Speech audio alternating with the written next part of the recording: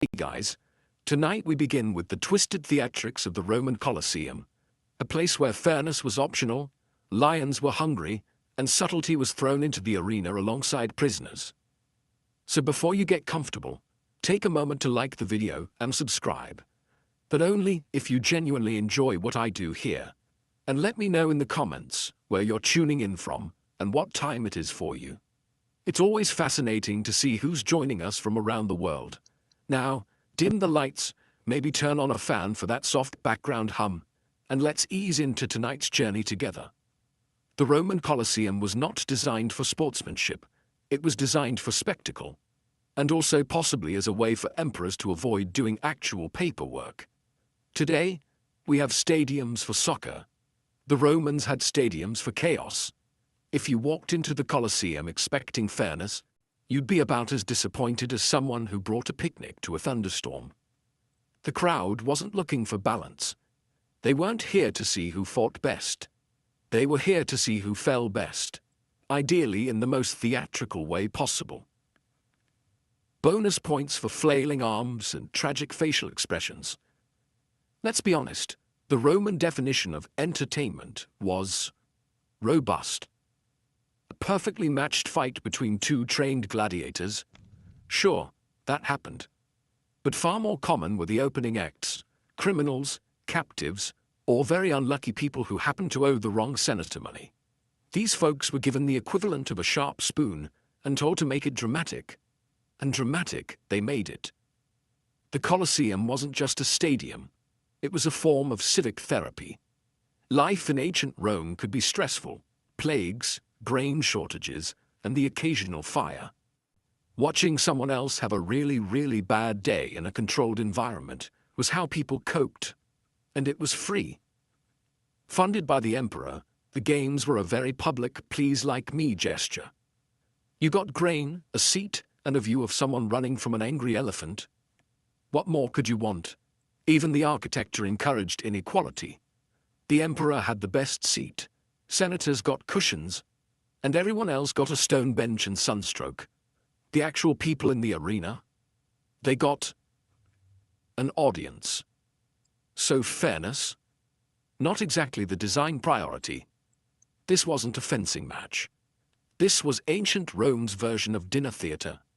If your dinner included fried dormice and the play ended in screaming. If you were a participant, you weren't measured by your win-loss ratio. You were measured by how loud the crowd got when you tripped over your own foot and fell directly into a net.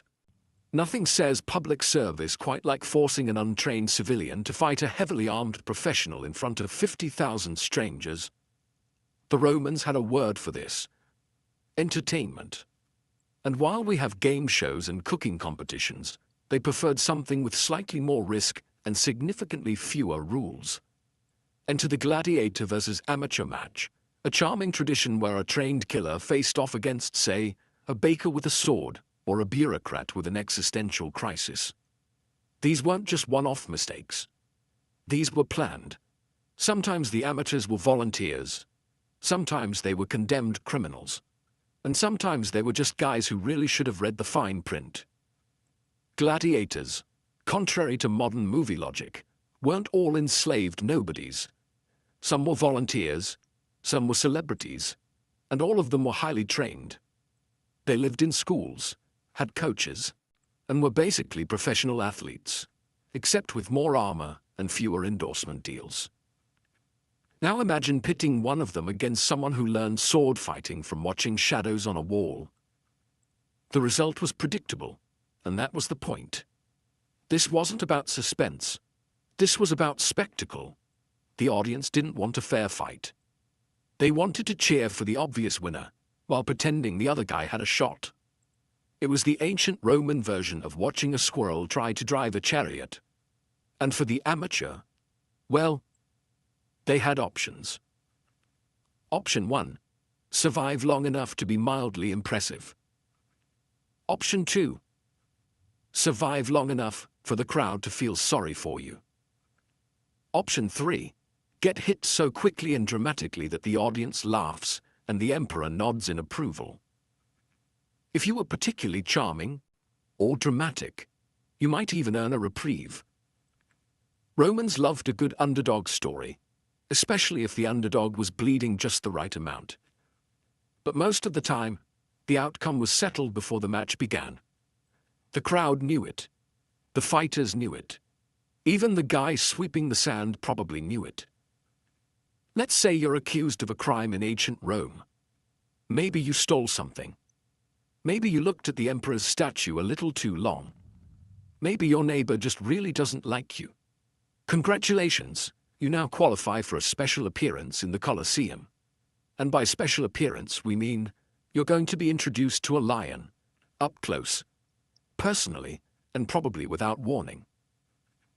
The damnatio ad bestias, or condemnation to the beasts, was a Roman tradition that asked the important question: what if our justice system was also a zoo?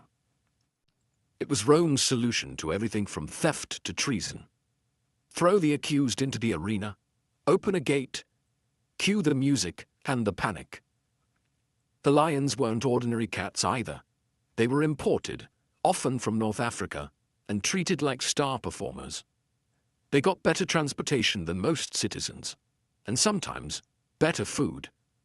The prisoner, meanwhile, got a tunic and a vague sense of doom. No armor, no weapon. Occasionally, a stick.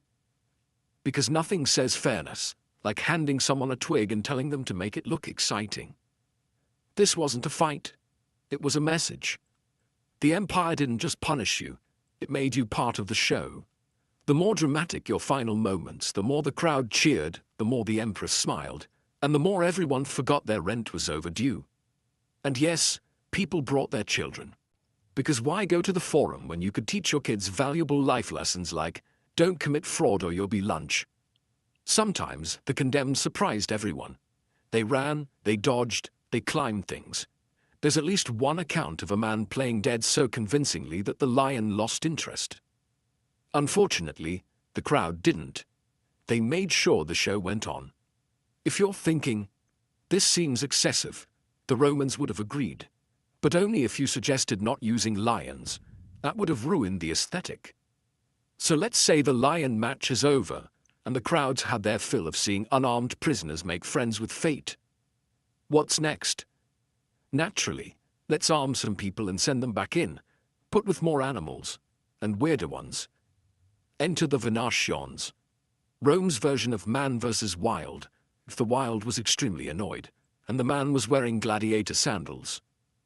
These were staged hunts, where specially trained fighters, or, let's be honest, whoever was available and didn't owe too many favors, were given weapons and told, try not to look nervous.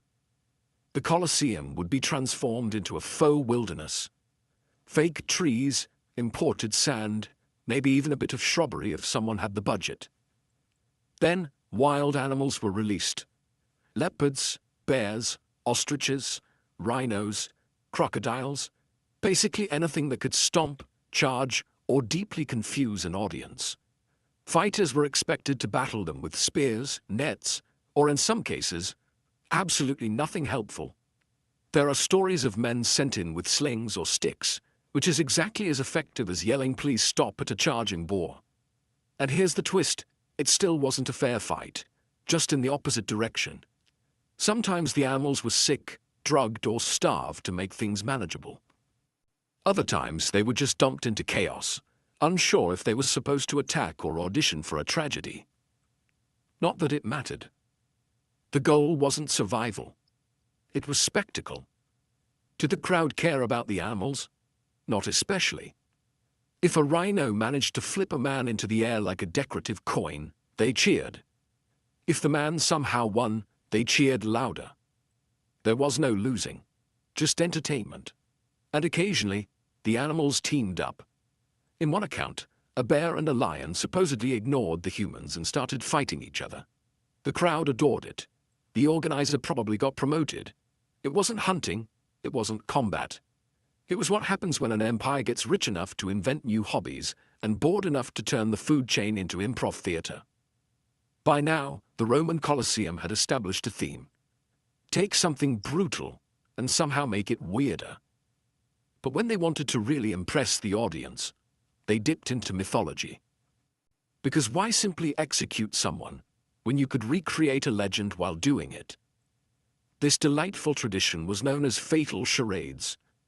Not a game, unfortunately, but a form of public execution that merged storytelling with creative sentencing. Picture a condemned man dressed as Icarus, strapped into fake wings, and pushed off a platform.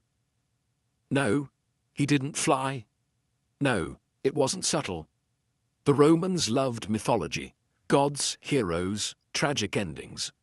So instead of quietly dealing with criminals, they reimagined their deaths as performances. The audience wasn't just watching justice, they were watching art. Violent, state-funded art. Take the story of Prometheus, for instance. In myth, he's chained to a rock and has a certain recurring eagle problem. In the Colosseum, they skipped the rock and used stage props. But the eagle? That part was real. Or Orpheus, the tragic musician who tried to rescue his wife from the underworld. The Roman version? A man in a tunic with a harp walks across the arena. And then someone quietly releases a few large, extremely uninterested animals. It didn't end with music. The crowd, of course, loved it. Finally, culture and entertainment, all in one. You could feel refined for recognizing the myth and still point and laugh when the guy in the Apollo wig tripped over his sandals. Were these performances accurate to the original stories? Not remotely. But accuracy wasn't the goal. Spectacle was. If they remembered the plot correctly, great. If not, they just invented a new version where Hercules loses a foot. To be clear, these weren't plays. The performers weren't actors. They were people who'd been sentenced to death and were now expected to help bring a story to life before exiting it in the final act. No curtain call, no applause. Just a well-timed nod from the emperor, and a satisfied crowd who now felt a little more cultured, despite the fact that someone had just been Zeused off a scaffold. Just when you think the Colosseum couldn't get more extra, Rome said, "What if we made it a lake?" Yes, at various points in its early history, the Colosseum hosted mock naval battles called naumachii. Because when you've already turned executions into theater, the next logical step is to simulate a maritime war in a building that is very much not near the sea. Roman engineers who clearly had both talent and too much time figured out how to flood the arena floor, not with symbolism, with actual water. The kind that makes boats float and inexperienced sailors panic. The plan was simple. Fill the floor, toss in a few ships, and stage a battle with real people who were often less informed about rowing than the audience. Sometimes these mock battles reenacted famous sea clashes. Other times, it was just teams of captives told, row, fight, and try not to look like you've never seen an oar before. And let's talk about those boats. They were smaller than real warships, of course. You try fitting a full fleet into an amphitheater and see how far you get. But they were still decked out with paint, flags, and very real weapons, which meant there was a good chance that someone was going to fall in, or be pushed in, or just jump in because it seemed like the better option. The audience watched from above like cruise passengers watching a buffet fire, equal parts confused and delighted. Nobody really cared about naval tactics. They wanted to see if someone fell off the boat in a dramatic way. Bonus points if they screamed something poetic while doing it. And yes, there were moments of drama. Ships colliding, fighters leaping across decks, people accidentally poking their allies with spears. Honestly, it was less naval strategy and more floaty chaos with costumes. Eventually, the Colosseum stopped flooding itself for these shows. Probably because it turns out water and ancient concrete don't make the best long-term couple. But for a while, Romans got their sea battles, their splashing, and their laughs. Even if half the participants couldn't swim, and the other half couldn't steer. Sometimes even staged combat wasn't dramatic enough. That's when the organizers rolled out the party pack. Blindfolds, shackles, mismatched weapons, and a general disregard for the laws of physics or common decency. Why? Because fairness is boring. But watching someone try to fight blindfolded? Hilarious. For everyone except the person wearing the blindfold. One popular twist was to take a perfectly competent fighter and make their life significantly harder for entertainment's sake. Remove their armor, shorten their weapon, or give them something completely useless, like a net, or worse, a wooden sword. Nothing says good luck, quite like stepping into the arena holding what is essentially a stick from a child's toy set. Then there were the shackles. Fighters were sometimes chained by the ankles, wrists, or both. Because clearly, if you've already trained to survive an armed duel in front of thousands, what you really need is to be physically restrained while doing it. Bonus, it makes dodging a lot more interpretive. Some were forced to fight while tied together. Yes, to each other.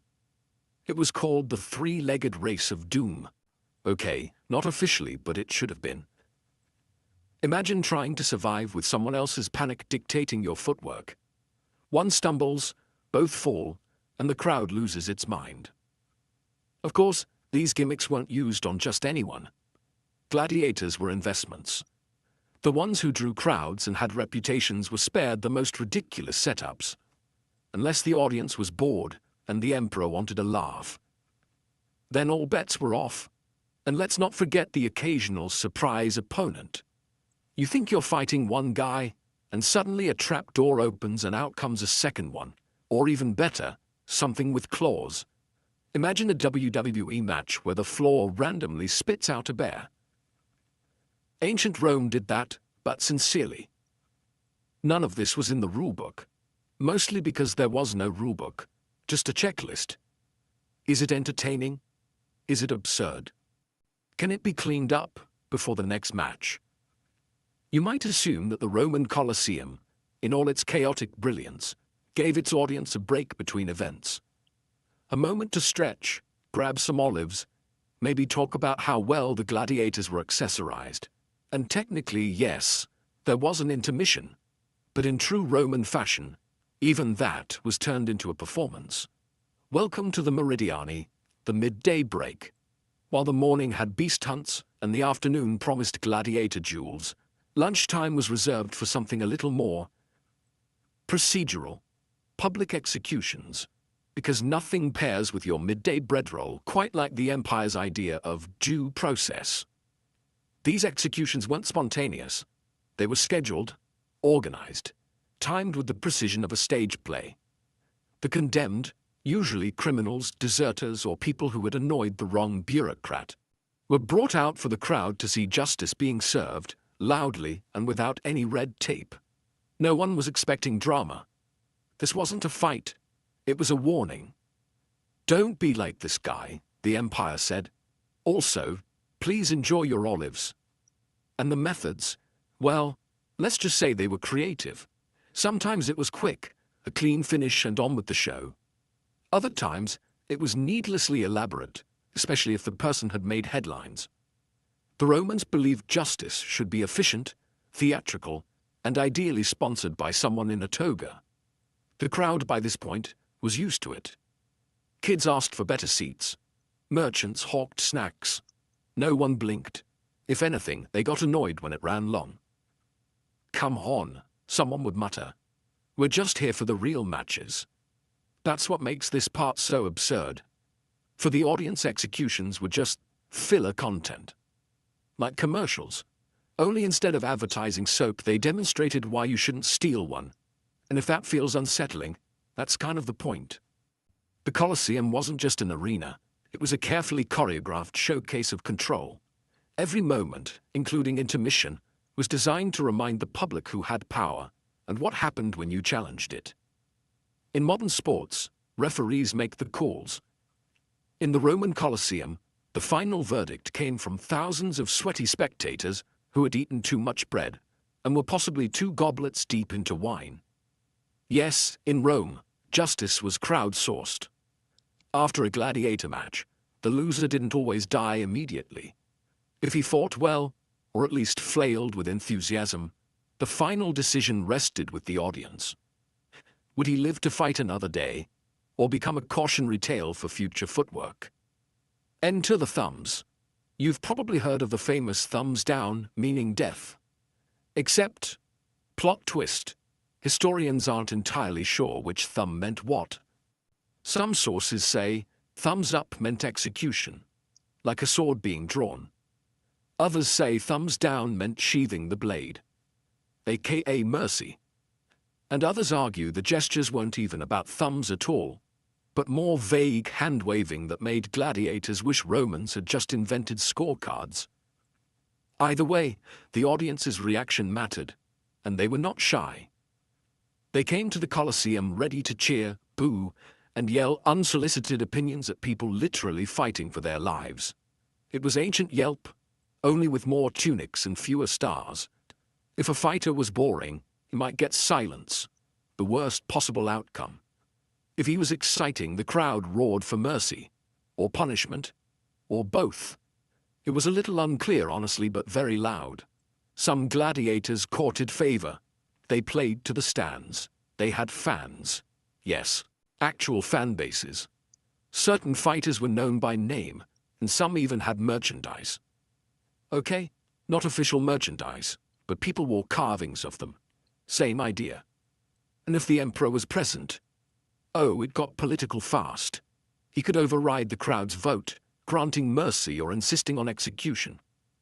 Either way, he was reading the room, like a stand-up comic, but with higher stakes and fewer jokes. Well, depending on the emperor. So while the games looked like chaos, they were weirdly democratic, at least for the fighters. If you entertained, you had a shot. If you didn't, well, the crowd was ready to vote, with their voices, their hands, and occasionally their sandwiches. Because in the Colosseum, survival wasn't just about skill. It was about giving the people a good show, and hoping they were in a generous mood.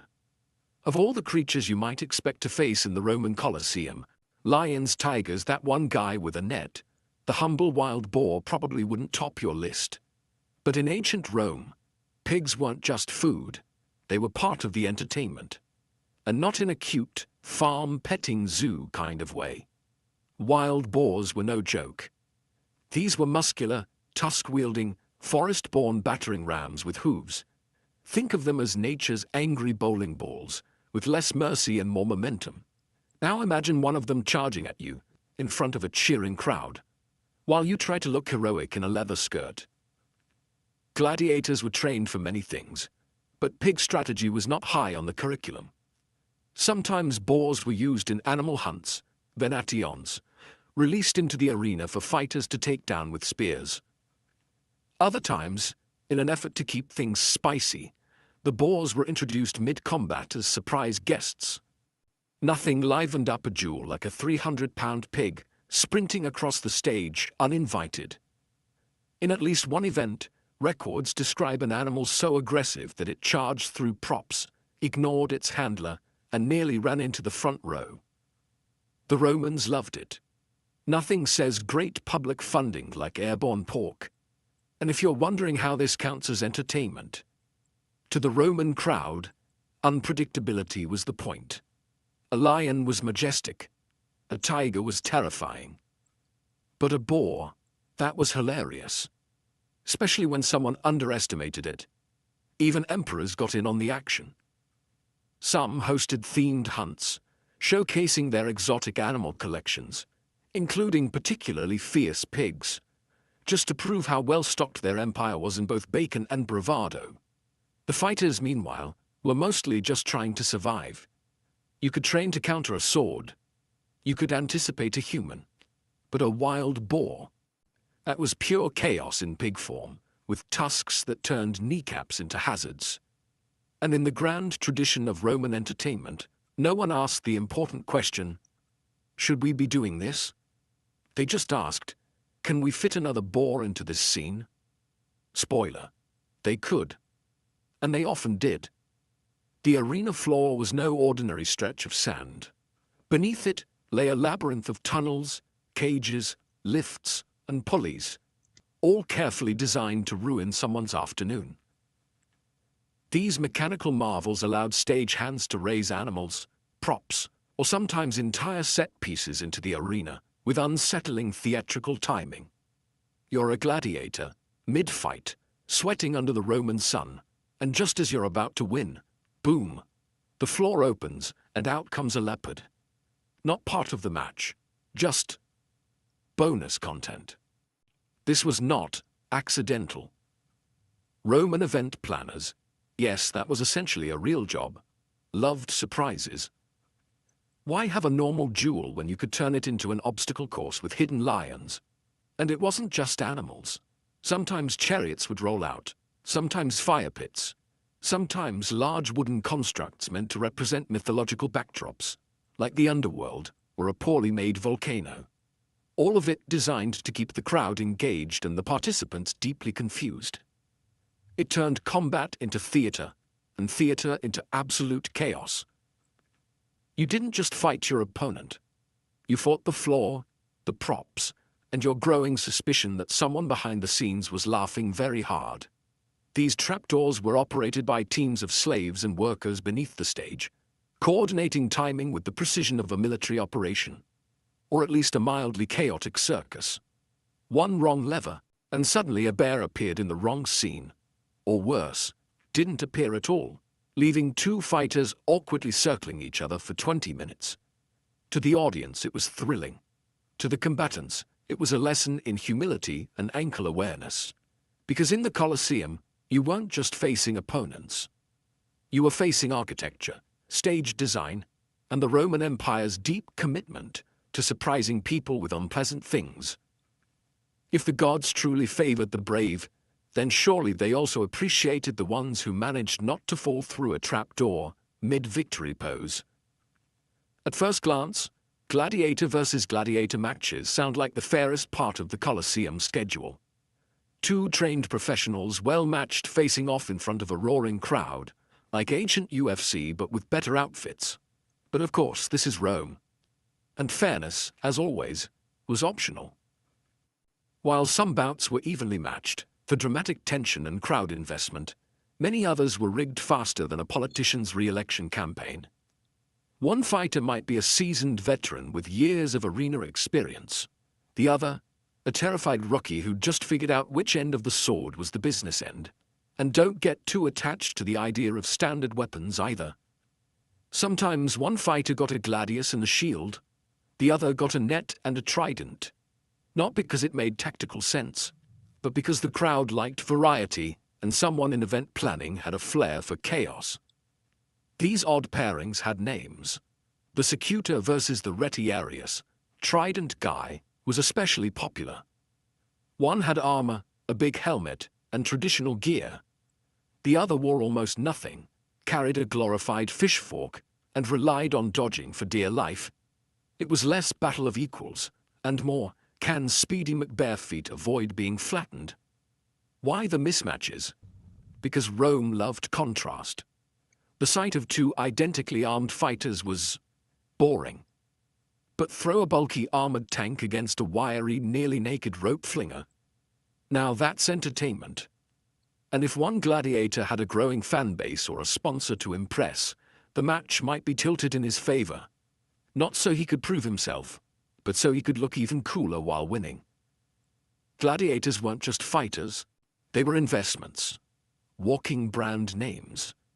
If someone had a dramatic win streak or a distinctive fighting style, the Empire leaned in. Fans bought figurines, children reenacted their victories. Merchandising wasn't official, but it existed. So yes, sometimes they were handed an easy victory just to keep the legend alive. The losing fighter, well, he was either forgettable or unlucky. Possibly both. Because in the Colosseum, balance was an illusion. The audience didn't come for sportsmanship. They came to see someone outmatched, and hopefully outmaneuvered. And if that person somehow won anyway, now that was a story. If you thought the Roman Colosseum was just about swords and sand, think again. It was also about spin. And not the kind that happens when someone gets hit too hard and falls in a dramatic spiral. No, this was politics. The Colosseum wasn't just a place to entertain the masses. It was a PR machine, custom built to remind everyone exactly who was in charge. Every event, every match, every "oops we released two tigers" moment was part of a carefully curated imperial message. Obey, or else. Executions weren't just punishments, they were statements. Traitors, rebels, or just people who annoyed powerful senators were dispatched publicly and theatrically, often with backstory and staging. One day, you're in a scroll with a bad opinion. The next day, you're playing Fallen Hero number 2 in a reenactment of a myth you didn't ask to be part of. And the Emperor, he wasn't just watching, he was starring. He sat in the best seat, naturally, dead center, plenty of shade, and just close enough to the action to nod thoughtfully when someone was decapitated, artistically. The crowd watched him as much as the fights. His reactions mattered. If he gave a thumbs up, it wasn't just a gesture. It was a headline. Some emperors used the games to build favor. Bread and circuses, remember? Keep the people fed and distracted, and they won't notice the empire's budget falling apart. Others used it to intimidate.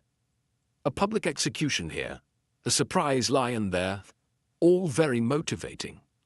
And if you were lucky enough to be a popular gladiator, you could even be used politically. Fight well, and you were proof of Rome's strength. Refuse to die properly. Suddenly you were a liability. Sometimes entire events were staged around political narratives. Celebrating a military victory? Great. Let's reenact it in the arena with extras and actual casualties. Hosting a foreign dignitary? Let's show them a good time with tigers. Nothing impresses a visiting official like a guy in armor jumping over a hippo.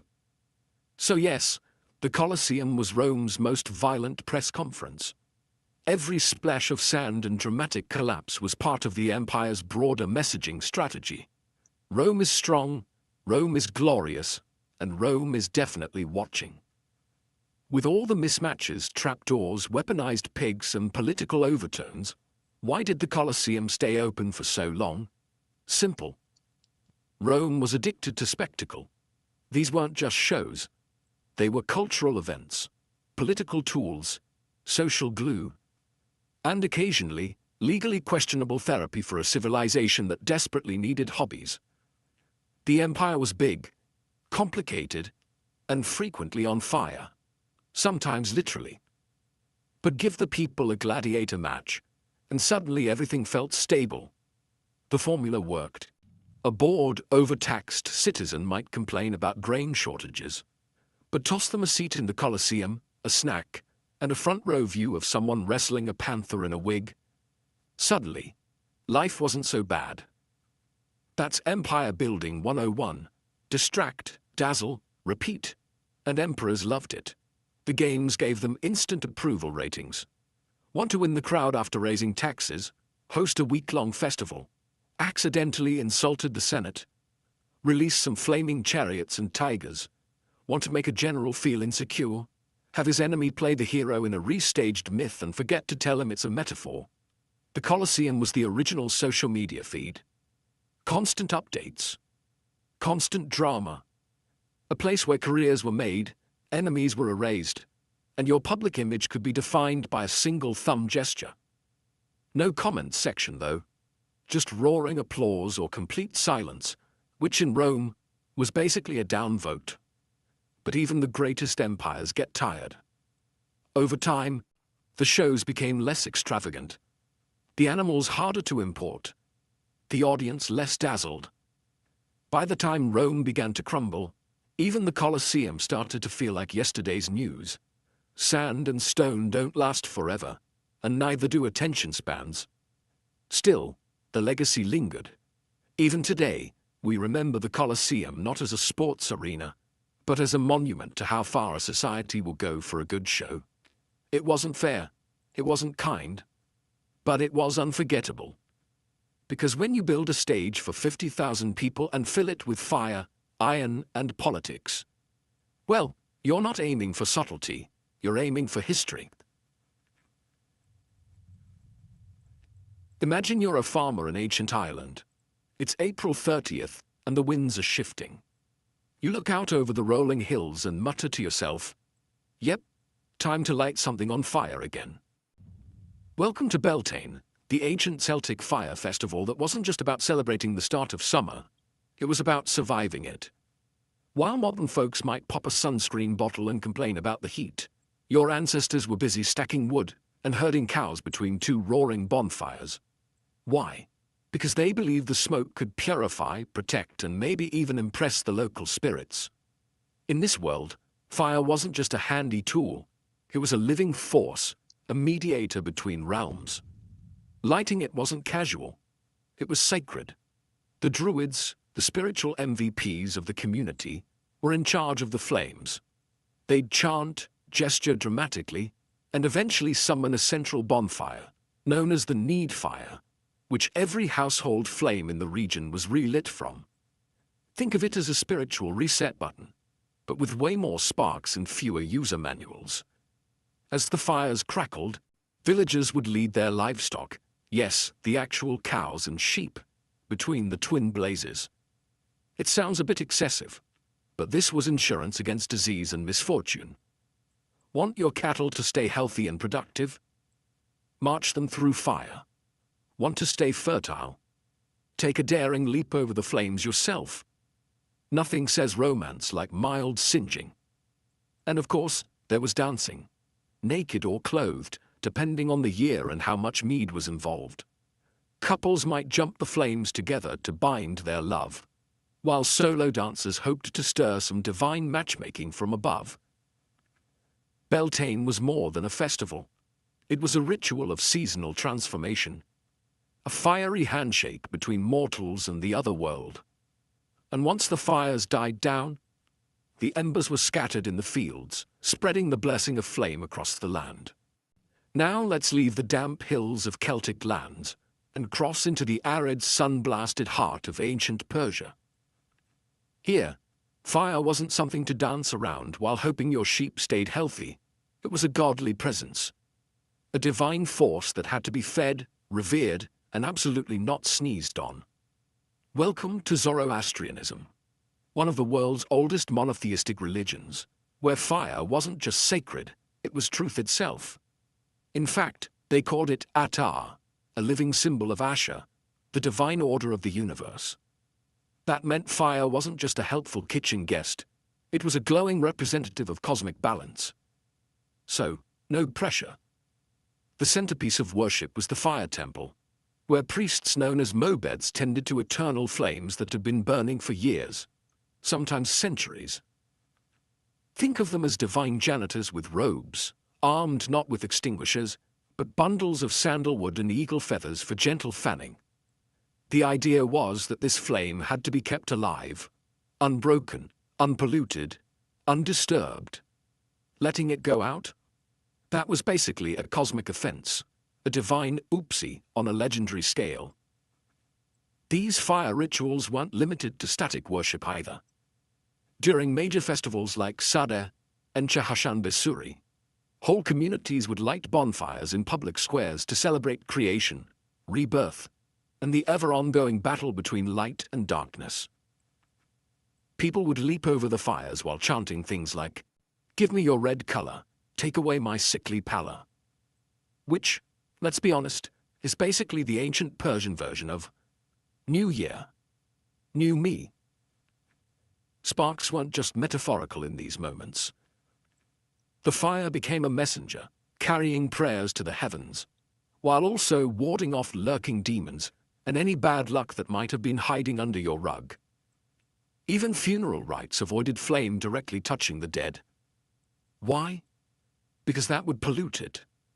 Fire needed to stay clean, pure, and judgment-free, like an eternal therapist who's seen it all but never says a word. In the Persian view of things, fire wasn't something to be tamed.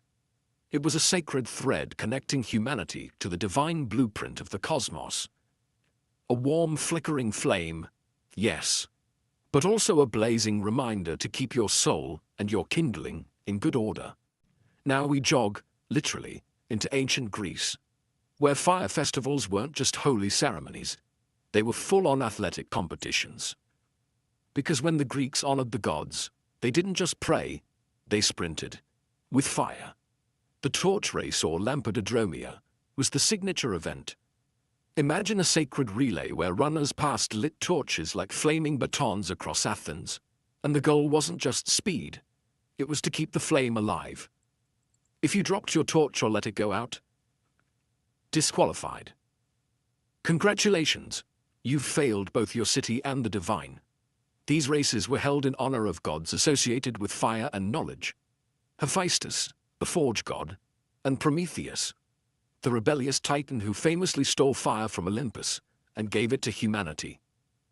A bold move that earned him eternal liver-pecking punishment from Zeus, which, in Greek mythology, counts as a light slap on the wrist. The torch race wasn't just sport, it was ritual theater.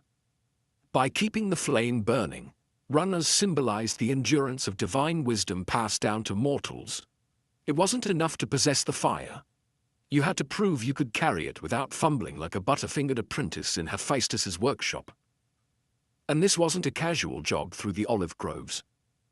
The races were often held at night, the only light coming from the flaming torches bouncing through the darkness, casting shadows across temples' columns and confused livestock. The visual impact was intentional. The gods were watching, and you better make it look epic.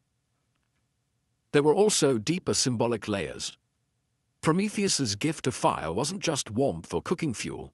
It represented intellect, transformation, rebellion. In honoring him with torch races, the Greeks weren't just reenacting a myth. They were subtly reminding themselves of their own clever defiance, their pursuit of civilization, even if it came at a divine cost. Winners received a crown or a small statue, possibly even a jar of olive oil, because this is Greece we're talking about.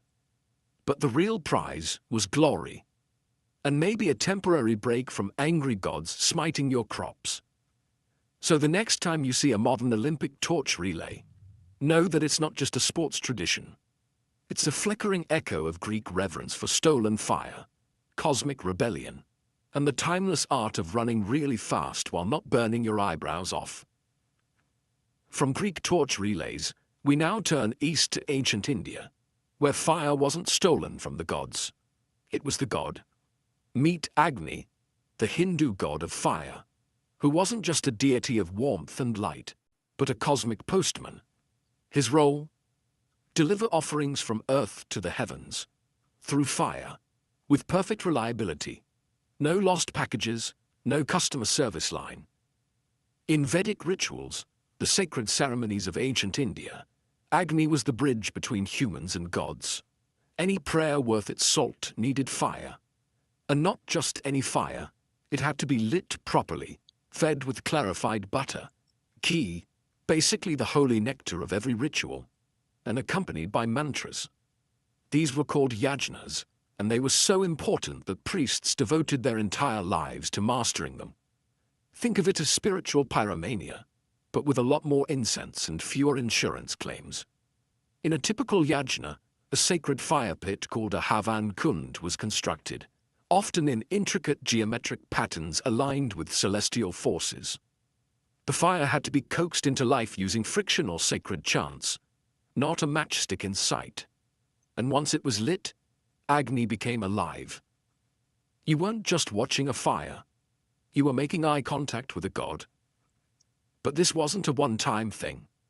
The most devout households kept eternal fires burning, flames that never went out, passed down from generation to generation. If a fire died, it wasn't just inconvenient, it was a spiritual emergency. Some even believed it could disturb cosmic balance. Imagine being the guy who accidentally spilled water on a divine flame. Oops, doesn't quite cover it. Fire festivals like Lori and Makar Sankranti later evolved to carry this Vedic legacy into seasonal celebrations, marking agricultural transitions with bonfires, songs, and offerings. It was joy wrapped in smoke, purification dancing in sparks, and unlike some traditions where fire was kept at arm's length, here it was intimate, living, and profoundly respected. Agni wasn't feared like a wildfire. He was honored like an ancestor, a witness to every vow, every birth, every passing soul. If ancient India saw fire as a divine messenger, then ancient Egypt saw it as the very breath of the sun, God himself. Fire here wasn't just a flicker. It was cosmic authority, embodied in Ra, the sun god who rode across the sky in a blazing solar bark. And every night, he fought off a chaos serpent in the underworld, powered entirely by radiant, celestial fire. No pressure, Ra. But let's zoom in on the human rituals, because while Ra handled the solar commute, Egyptians celebrated with flame too. Fire wasn't used for warmth. It was a symbol of purification, protection, and rebirth. Temples were designed to catch the morning sun in their darkest chambers, as if the gods themselves were turning on the lights. The most famous fire ritual, the Feast of Opet, or the Wepet Renpet festival, which marked the new year. It wasn't your average countdown and fireworks situation. It was a multi-day spectacle featuring priests, incense, offerings, and, most importantly, ceremonial torches carried in processions. These weren't just for show. The fire represented Ra's rejuvenating energy returning to Earth, warding off darkness and illness. It was like spiritual pest control, but with sacred pyrotechnics. Even in funerary practices, fire played a crucial but carefully managed role. Egyptians didn't cremate. That was a little too final for them.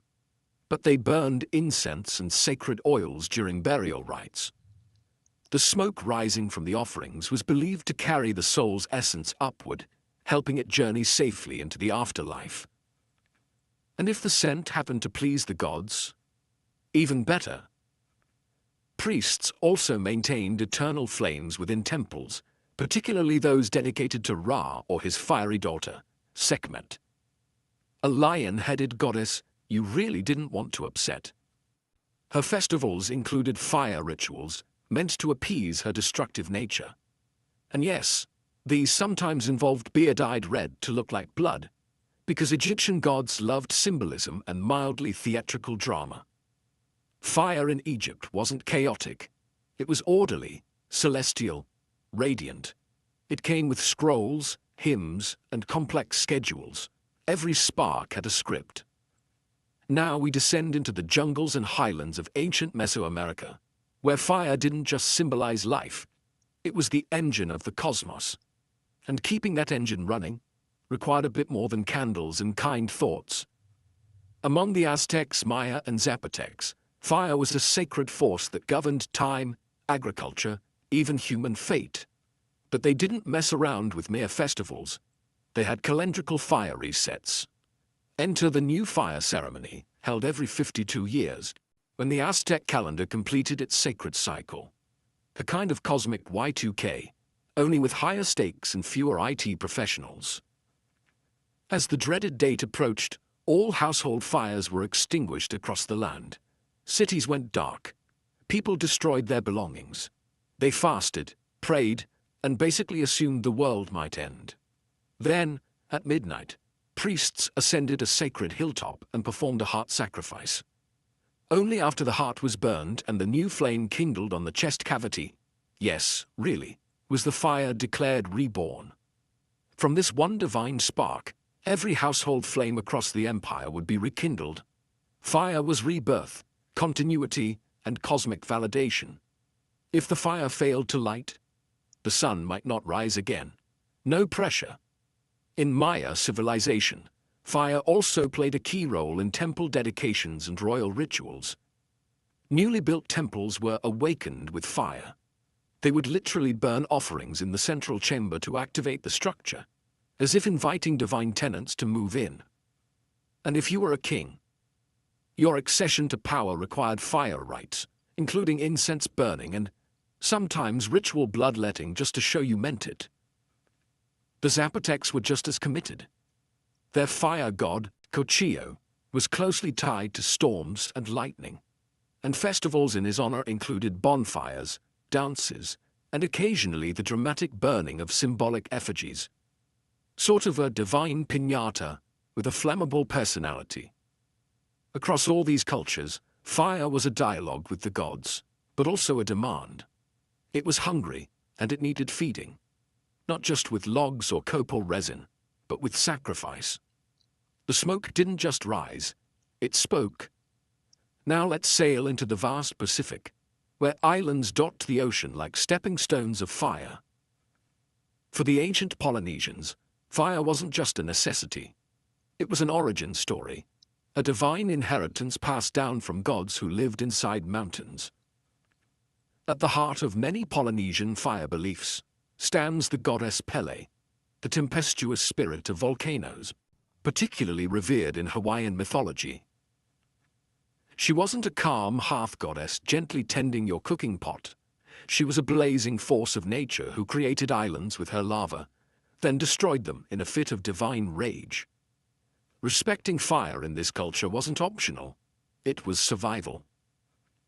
Pele was said to live in the Halema-Uma'u crater at the summit of Kilauea, one of the most active volcanoes in the world. When it erupted, it wasn't a natural disaster. It was Pele expressing herself. Lava flows were seen as her fiery footsteps, reshaping the land according to divine will. People left offerings near craters. Flowers, food, chants, sometimes even hair or nails. Because when a goddess is literally remaking geography, it pays to stay on her good side. Fire festivals in Polynesia took many forms, but one of the most mesmerizing was the Siva Afi, or fire knife dance, still performed in places like Samoa and Tonga. Originally part of warrior rituals, the dance involved spinning flaming knives while leaping, flipping, and generally defying common sense. It wasn't just showmanship, it was spiritual display. The fire knife was seen as an extension of inner strength, a dance with ancestral power. In everyday life, Polynesians used fire to cook in umu, earth ovens, light paths during ceremonies, and communicate with the spirit world. Fire was the bridge between visible and invisible, the earthly and the divine. Even funeral rites involved sacred torches and chants, guiding the soul toward ancestral realms across the sea. Some islanders believed that ancestral spirits traveled on flame, visible in the flickering of torches or the glow of fireflies. To ignore or mishandle fire was to risk offending both gods and ghosts. You'd think the frigid lands of ancient Scandinavia would be too cold and soggy for fiery rituals, but the Norse had a relationship with fire that was anything but lukewarm. In a land of icy fjords and eternal winters, fire meant more than comfort, it meant survival, both physical and spiritual. At the heart of Norse mythology is a cosmic duality, fire and ice. The world itself was born from the clash between Muspelheim, the realm of fire, and Niflheim, the land of frost. When the two collided in the primordial void of Ginnungagap, sparks flew, literally. And out of that chaos came the first being, Ymir, and eventually the gods. So fire wasn't just essential, it was a creator and a destroyer. The most feared fire figure in Norse mythology was Surtur, a fire giant from Muspelheim who, according to prophecy, would ride out during Ragnarok, the Norse apocalypse, with a flaming sword in hand. His mission? Burn the world to ash. You can see how fire wasn't taken lightly. On a more earthly level, fire festivals marked seasonal changes, especially the end of winter and the return of the sun. Celebrations like Yule, which later merged with Christmas, were deeply fire-centric. Great logs were burned for days, hello Yule log, representing the rebirth of the sun.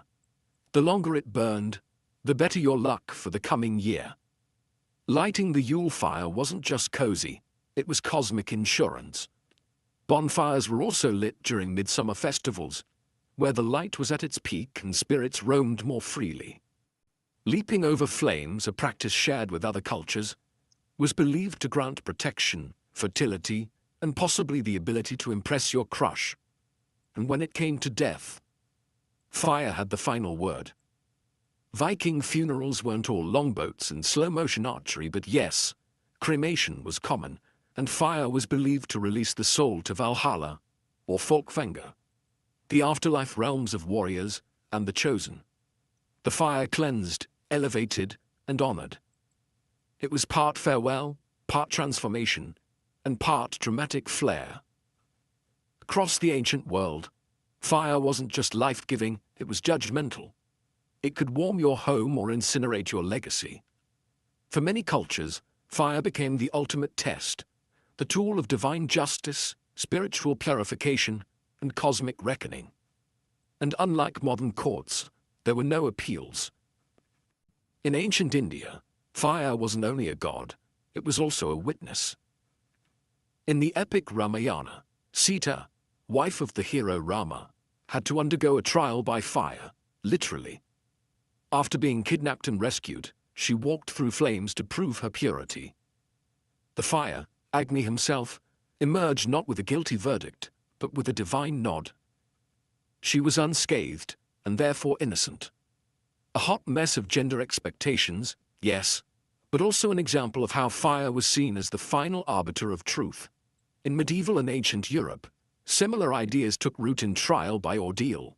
Suspected criminals, witches, or unfortunates with bad luck were sometimes subjected to fire-based tests, like holding a red-hot iron or walking across glowing coals. If their wounds healed cleanly, they were innocent. If not, well, you probably didn't want to be around for the closing arguments. While these trials weren't exactly spiritually uplifting, they showed the lingering belief that fire could reveal divine will. In Zoroastrianism, one of the earliest notions of fire as judgment emerged in the concept of Chinvat Bridge, the crossing point to the afterlife. At death, souls would walk a blade-thin bridge above a river of molten metal. Those who had lived righteously would find it as gentle as warm milk. The wicked? Let's just say they discovered the divine metal has no chill. Even the Aztecs, who worshipped fire with meticulous devotion, saw it as a cyclical trial. If their new fire ceremony failed, the world could end.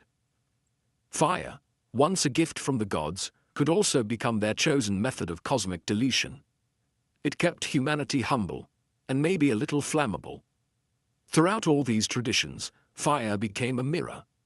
What you brought to it, truth, guilt, devotion, or fear, was what it revealed. Whether in sacred rites or terrifying trials, fire was the final exam of the soul.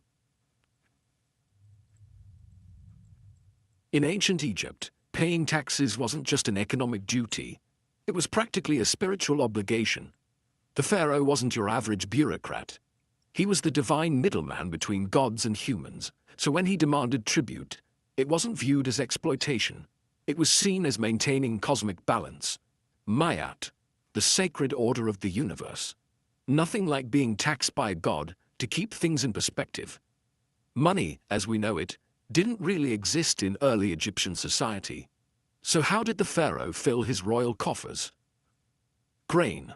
Lots and lots of grain. The Nile's annual flooding ensured fertile fields, and after harvest, scribes would arrive, clipboard in hand, or rather, papyrus scroll, to measure exactly how much you owed. They used rope, sticks, and something resembling a calculator made of frustration. If your land produced 10 sacks, you might owe 3 to the state. Not paying, not an option.